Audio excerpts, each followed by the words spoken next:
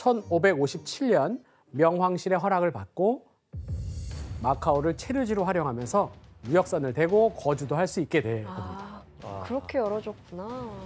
이렇게 포르투갈이 들어온 이후에 마카오의 역사는 완전히 새롭게 쓰여지기 시작합니다.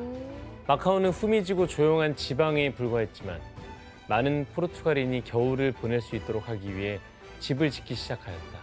후에 가옥이 늘어나면서 마카오는 포르투갈인의 아름다운 도시로 바뀌어갔다.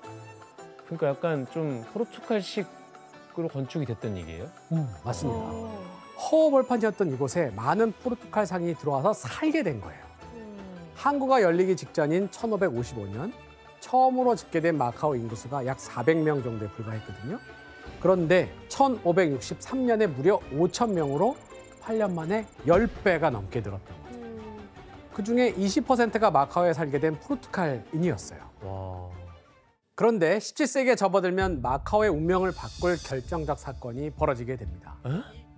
바로 1644년 명왕조가 저물고 만주족이 청나라를 건국하면서 청왕조의 시대가 시작이 된 거예요. 이에 포르투갈은 새롭게 들어선 청왕조에도 임대료와 뇌물을 바치면서 마카오에서의 정착을 유지해 나가게 됩니다.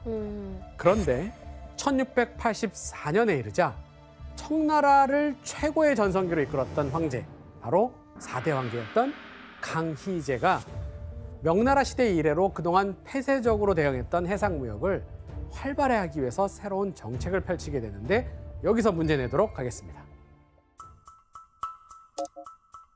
청나라 시기 마카오의 대외 무역은 오히려 타격을 받게 되는데요. 그 이유가 무엇일까요?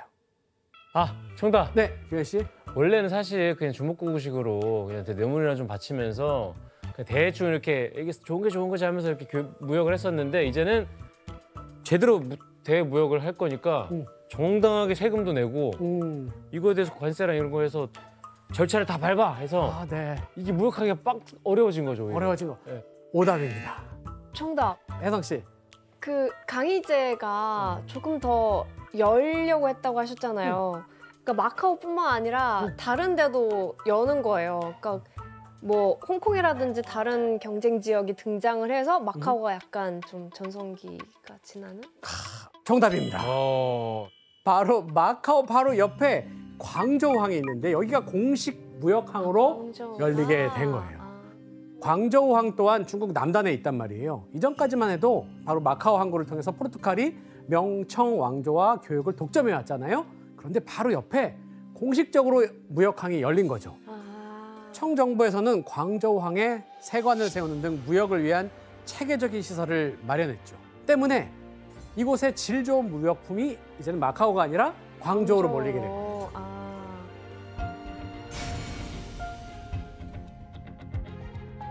광저우가 열리고 나서는 마카오의 메리트가 확 떨어졌겠네요. 그렇습니다.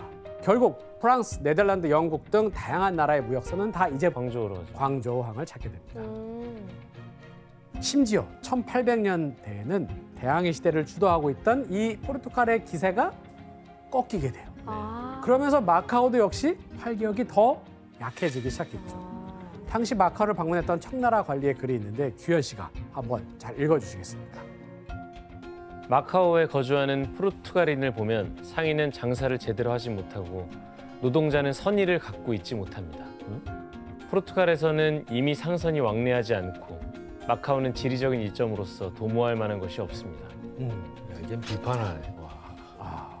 마카오의 번영이 모두 광저우항으로 넘어가면서 마카오의 경제가 붕괴될 위기에 처해 있는 상황이 된 겁니다. 하지만 포르투갈은 마카오를 포기할 수는 없었겠죠. 사실 무역항 외에도 마카오를 이용해서 이른바 어둠의 경로로 돈을 벌고 있었거든요. 아편 아니야, 아편? 맞습니다. 네. 아편 전쟁은 1839년과 1856년 두 차례에 걸쳐서 청나라랑 영국 사이에 벌어진 전쟁이잖아요. 네. 자, 이 아편 전쟁은 여러분도 다 이미 알다시피 청나라의 완전한 패배로 끝나게 됩니다. 네. 맞아요. 그 결과 1842년에 청나라는 영국에 굴복하면서 항복하면서 체결한 조약, 난징 조약을 통해서 홍콩 섬의 지배권을 완전히 넘겨주게 돼요. 맞아요. 네. 포르투갈은 홍콩을 영국이 차지한 거 보니까 우리도 마카오를 차지하고자 나서게 됩니다. 저 완전 먹잇감이 됐구나. 포르투갈은 그동안 식민지로 보냈던 총독을 마카오에도 새로 파견했어요. 이 총독의 지휘하에 마카오의 법령을 마음대로 바꾸고 마카오에 살던 주민들에게 세금을 걷기 시작합니다. 포르투갈은 마카오의 법뿐만 아니라 토지권, 행정권 등의 주권을 하나씩 빼앗았어요. 그리고 청나라와의 어떠한 협상도 없이 마카오를 무력으로 차지하게 된 거죠. 자, 이렇게 마카오를 점령한 포르투갈은 마카오의 세태로 적자에 시달렸던 재정난을 극복하기 위해서 돈을 벌 방법을 교묘하게 궁리하기 시작합니다. 바로 이것을 합법화하는 거였어요. 뭐였을까요? 아편을? 아니요. 또 다른 거. 카지노? 도박? 네, 도박이에요. 당시 청나라에서 금지한 도박을 합법화하기로 한 겁니다. 그때부터 합법이에요? 이게 바로 마카오를 지금의 와. 세계적인 도박의 성지로 만든 그 시초, 첫걸음이 되었던 겁니다. 이야, 역사가 기네요. 1849년 포르투갈에서 온 마카오의 총독이었던 이 호세 페가도라는 사람이 마카오에서 카지노의 개장을 허가하는 법령을 발표합니다. 당시 열렸던 마카오 카지노의 모습이 있어요. 사진을 볼까요? 마카오에서 변발을 한 청나라 사람들이 판탄이라고 하는 카지노를 즐기고 있는 모습입니다. 이런 판탄 카지노장부터 합법적으로 열리기 시작한 거예요. 피터정 씨는 혹시 이 게임 판탄이 뭐예요? 판탄이란 거는 중국 전통 도박인데요. 마카오에서 도박을 합법화했을 시기에 가장 인기가 많았던 게임이거든요. 구슬들을 한 100개 정도 준비해 놓고 딜러가 그 일부를 컵으로 덮어요. 그런 다음에 컵 안에 들어가 있는 구슬을 4개씩 빼고 맨 마지막에 남는 구슬에서 몇 개인지 1개에서 4개를 맞추는 그런 도박 게임인 거죠. 교수님, 그럼 도박 문화가 이렇게 성행을 했으면 마카오가 그 욕망을 좀 해소할 수 있는 공간이 된 거네요? 맞습니다. 마카오의 도박 합법화는 청나라 사람들의 그 억눌려 있었던 욕망을 자극하게 됐습니다. 그 결과 1860년 마카오에는 200개가 넘는 도박장이 번성하게 돼요. 당대 분위기를 적은 마카오 신문의 기사가 있는데 혜성 씨가 한번 읽어주시겠어요? 네. 각 성과 시에서 판탄을 금지한 이후 마카오의 도박장은 매우 붐빈다. 앉을 자리도 설 자리도 없을 정도다. 각지에서 마카오로 오는 사람들 중에는 도박 중독자가 많다. 그러겠지. 도박 중독자 아니고 저기 갈 일이 뭐 있겠어요, 이제. 네. 청나라 각지에서 도박에 대한 고삐를 조여오면 조여올수록 마카오는 오히려 번성해 나가기 시작했습니다. 1882년에서 86년 마카오의 도박세가 마카오 정부 총 재정 수입의 60% 이상을 차지할 정도의 통계가 있을 정도로 도박 산업은 매우 중요한 위치를 차지하게 됩니다. 자, 그럼 포르투갈은 왜 많은 사업 중에서 도박을 합법화했던 걸까요? 돈이 제일 포르투갈이 도박을 잘했나요? 네, 그 당시에 포르투갈이 유럽과 연결돼 있었잖아요. 유럽의 영향을 많이 받습니다. 바로 같은 시기 유럽에서 카지노 합법화가 열풍이었기 때문이에요. 1806년 프랑스에선 나폴레옹에 의해서 카지노의 합법화가 이루어졌고요. 1826년이 되면 이탈리아의 베니스에도 합법적인 카지노장이 문을 열었습니다. 음습한데요? 자, 카지노장이 문정성시를 이루고 있는 모습을 보게 됩니다. 근데 진짜 꽉 차 있다. 빽빽한 사람들 사이로 카드 게임을 하고 있는 테이블들도 보이죠. 당시 유럽 왕국에선 이 카지노장에서 나온 세금을 국가 재원을 충당하는 데 썼거든요. 이를 본 포르투갈은 카지노장을 합법화하는 게 돈이 되는구나 라는 걸 알았고 이를 마카오에 적용해서 세금을 거두기 시작한 겁니다. 자, 이렇게 도박까지 합법화한 포르투갈의 영향력은 점점 커져갔습니다. 그러던 1887년 마카오의 역사가 또 한 번 바뀌는 일이 벌어지게 돼요. 무슨 일이 일어난 건지 그해 포르투갈이 청나라와 맺은 조약의 내용을 한번 확인해 보도록 하겠습니다. 청은 포르투갈이 마카오 및 그 속령을 다른 모든 포르투갈령과 마찬가지로 영구적으로 점령하고 통치하는 것을 확인한다. 포르투갈은 청과의 합의 없이 마카오를 양도하지 않을 것을 약속한다. 마카오 뺏기게 생겼네. 네, 1887년 이 포르투갈이 청과 맺은 우호 통상조약을 통해서 마카오를 법적으로 완전히 식민지로 만들어버리게 된 겁니다. 이때부터 청나라 정부의 관리에서 완전히 벗어나게 된 포르투갈형 마카오의 분위기는 본토와는 다르게 매우 자유분방해지기 시작해요. 이 틈을 타 도박에 이어서 마카오를 더욱 환락의 도시로 만든 유행이 생기게 되는데 뭐였을까요? 유행이요? 네, 이게 유행이 됩니다. 유행가? 유행가? 노래? 노래 아닙니다. 사진으로 한번 확인해 보도록 할까요? 아편. 아편. 네, 바로 아편에 취한 사람들의 모습입니다. 저 아편 구리잖아요. 마카오에서 도박에 이어 아편이 유행하게 된 겁니다. 편이.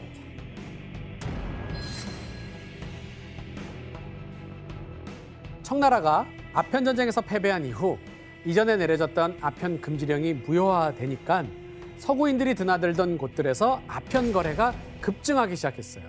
특히 이 마카오는 예로부터 아편 밀수 무역의 기지 역할을 해오고 있었고, 자 이제는 청 본토의 간섭에서도 벗어난 완벽한 포르투갈령이 되었기 때문에 아편 거래지로 급부상했던 거죠. 당시 마카오 곳곳에는 아편굴이 많았다고 하는데요. 그중 한 곳이 지금까지도 마카오의 역사적인 저택으로 남아 있어요. 그 사진을 한번 볼까요? 어떻게 보이세요? 예쁜데요? 오, 예쁘죠? 근데 여기 안에서 무슨 일이 있었을까요? 저기서 이제 아편 네, 아까 그런 일들이 벌어진 겁니다. 유럽풍의 건축 양식의 이 밝은 외관이 그냥 우리가 생각하는 그 어두침침한 아편굴의 이미지랑은 맞지가 않잖아요. 이곳의 소유주가 바로 가오크닝이라고 하는 마카오에서 당대 아주 유명한 아편상으로 떠오른 인물이었습니다. 자, 원래 마카오에서 판탄 도박장을 운영했던 그였는데 아편이 유행하고 있던 시류를 빠르게 읽어내고 이 건물을 아편굴로 사용을 했던 거죠. 그리고 1914년 마카오의 아편 사업권을 독점하게 돼요. 아편이 저렇게 대중화가 된 게 마카오가 중국의 통제를 완전히 벗어나면서 더 그렇게 된 거였네요. 맞습니다. 그리고 가오커닝은 이후 마카오에서 카지노 사업까지 독점하게 됩니다. 선생님, 근데 마카오의 그 수많은 카지노 그 사업을 혼자 독점을 어떻게 해요? 그게 어떻게 가는 거야? 그건 바로 포르투갈의 정책이 있었기 때문이에요. 포르투갈은 마카오에서 도박을 지금 합법화했잖아요. 그 이후에 도박 산업을 쉽게 통제하고 또 세금을 효과적으로 걷기 위해서 카지노 사업에 독점권을 주고 있었습니다. 그리고 이런 환락의 문화를 즐기기 위해 마카오를 찾은 사람들 때문에 발달한 또 다른 산업이 있어요. 뭐였을까요? 나쁜 거예요? 나쁜 거예요. 사람의 성을 사고 파는. 맞습니다. 성매매? 매춘업입니다. 매춘. 마카오를 찾는 외국인들 때문에 특별히 이곳에서의 매춘업이 유행했는데 이곳 어디일까요? 좀 새로운 색다른 곳입니다. 주점 호텔? 항구? 항구에 있는? 호텔. 아니요? 항구에 있는 배. 맞아요. 바로 배예요. 역시 배. 잘하네. 배에서? 야, 역시 잘 알아. 상상도 못했다, 배일 줄은. 자, 19세기 마카오에선 배 위에 매춘업소를 차린 이른바 선상 매춘이 유행했습니다. 당시 이 배를 플라워 보트, 즉 꽃배라고 불렀는데 외관을 등불로 장식을 밝게 밝혀서 멀리서도 아주 잘 보이게 했고 또 형형색색의 꽃으로 화려하게 장식을 했기도 합니다. 자, 무역이 끊긴 마카오에선 경제적인 어려움을 겪던 사람이 많았고 여성들도 돈이 되는 이 매춘업에 뛰어들었다고 해요. 게다가 당시 어린 소녀들을 납치해서 매춘업소에 강제로 인신 매매하는 끔찍한 일까지 벌어지는 것이 바로 이곳 마카오였던 거죠. 피터정 씨, 마카오의 과거 매춘업의 흔적이 아직도 남아 있어요? 네, 맞습니다. 과거 홍등가 거리였던 기쁨의 거리, 쾌락의 거리라고 하는 곳인데요. 이야. 사진을 보시면은 빨간색으로 칠해진 대문과 창문 보이시죠? 이게 홍등가를 상징하는 건물들이었는데요. 매춘업소가 늘어섰던 거리였습니다. 이 거리에서 영화 도둑들 포스터를 촬영했는데 그 이후에 많은 사람들이 찾고 있다고 합니다. 이젠 관광지가 됐구나. 그러나 포르투갈은 이에 만족하지 않고 돈을 벌기 위해서 또 다른 사업을 벌여요. 뭘까요? 건물을 지어다 팔아요? 건물 아니에요. 물건이 아닙니다. 물건이 아니라고. 마카오에서? 사람을 파나? 맞습니다. 바로 중국인을 이용한 노예 무역이었어요. 에? 노예무역? 이건 1900년대 초 싱가포르에 도착한 중국인 노예를 태운 배를 찍은 사진인데 와, 노예들 맞아요? 너무 건장한데요? 와, 너무 건장하고. 아편 전쟁 이후에 쇠퇴한 청나라에서 살기 힘들었던 사람들은 돈을 벌기 위해서 외국으로 떠났는데요. 이들을 쿨리라고 부르는데 중국어로는 고된 노동을 뜻하는 고력에서 따온 말입니다. 그런데 여기서 문제는 이 쿨리를 더 많이 모으기 위해 포르투갈인들이 온갖 악행을 일삼았다는 거예요. 마카오의 외국인들은 사악한 중국인들을 보내 남자들을 납치하고 유인하여 탈출할 수 없는 배에 태웠습니다. 몽둥이로 목 뒤를 내리쳐서 훈절시킨 후 비싼 값을 받고 해외에 팔았습니다. 너무 안타까운 내용이죠, 사실. 자, 때로는 직업을 소개해주겠다, 혹은 도박으로 돈을 벌게 해주겠다는 말로 유인해서 사람을 데려왔습니다. 심지어 이렇게 모인 사람들을 감옥에 가다 놓고 반발을 막기 위해서 구타, 학대를 일삼았는데요. 배를 타기도 전에 죽는 사람이 허다했고 마카오 거리에서는 이들의 시신이 많이 발견되었다고 합니다. 그래서 1856년부터 1873년 이 마카오에서 쿠바 그리고 페루, 남미 쪽으로 간 이 쿠리의 수가 18만 명이 넘었다고 합니다. 그래서 사실 이렇게 해외로 간 또 중국인들이 형성한 새로운 공간이 또 생겼어요. 뭔지 아실? 여러분들? 알죠. 네, 어딜 가나 다 있는. 그렇죠. 차이나타운이 그래서 그렇게 이제 가게 된 쿠리들로 하여금 이제 새로 형성이 되기 시작한 거죠. 차이나타운에 그런 슬픈 역사가 있네요. 이렇게 19세기에서 20세기 초반 포르투갈령 마카오는 쾌락의 도시로 전락하게 됩니다. 1930년대에 마카오를 방문했던 한 작가는 이런 글을 남겼다고 하는데 지원 씨가 한번 읽어주시겠습니까?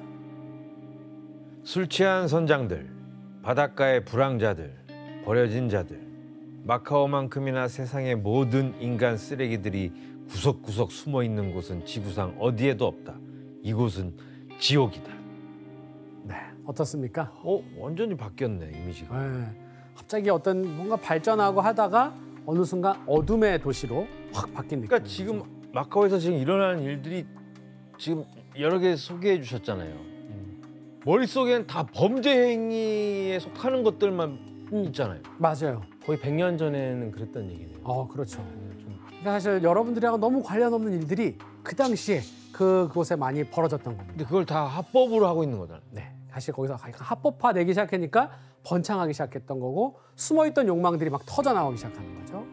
자, 동방무역 창구의 기능을 당한 마카오는 도박, 아편, 매춘이 성행한 지하경제의 거점으로 변모해 나갑니다.